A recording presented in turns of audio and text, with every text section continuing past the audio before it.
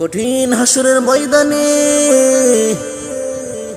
যেদিন সূর্য চলে আসবে মাথার হাত উপরে, সূর্যের তাপের কারণে, তীব্র গরমের কারণে পাতার মগজগুলো বাতের মারার মতো টকবক করতে থাকবে। জমিনটা তামা হয়ে যাবে, সূর্যের তাপ এত কোটি কোটি গুণ বৃদ্ধি হবে।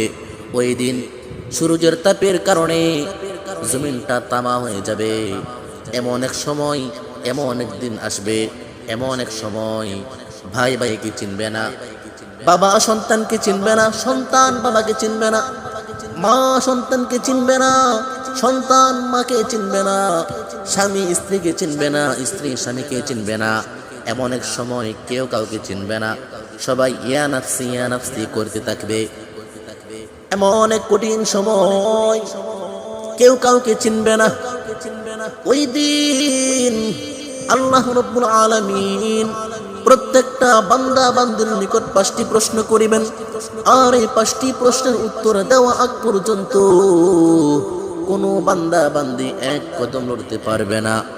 মাওলানা ওমর পালনপুরি ভারত জান্নাতি জীবন কিতাবের মধ্যে উল্লেখ করেছেন, আল্লাহ রাব্বুল আলামিন বান্দা বান্দিকে প্রশ্ন করিবেন, ও বান্দা, তুমি তোমার জীবন তুমি কোন কাজে ব্যয় করেছো? 60-70 বছর হায়াতের জিন্দেগি দিয়েছিলাম, তুমি কোথায় ব্যয় করেছো, কিভাবে কাটাইছো? জবাব দাও রে বান্দা। নম্বর 2, আল্লাহ তাআলা প্রশ্ন করিবেন, যৌবনকাল কোথায় কাটাইছো, কিভাবে কাটাইছো? শক্তি দিয়েছিলাম, সামর্থ্য দিয়েছিলাম, ক্ষমতা দিয়েছিলাম, যৌবনকাল তুমি কোথায় কাটাইছো, কিভাবে কাটাইছো?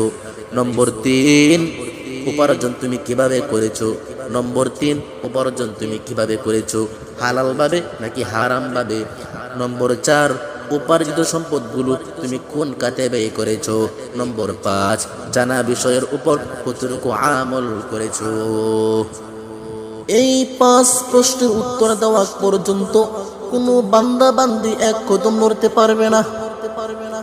এর মুমিন, আজকে দুনিয়ার পিছনে পড়ে আল্লাহকে ভুলে গেছো, দুনিয়ার মোহে পড়ে আখিরাত ভুলে গেছো, কবর জিন্দেগি ভুলে গেছো, হাসর নাসর ভুলে গেছো, দুনিয়ার মোহে পড়ে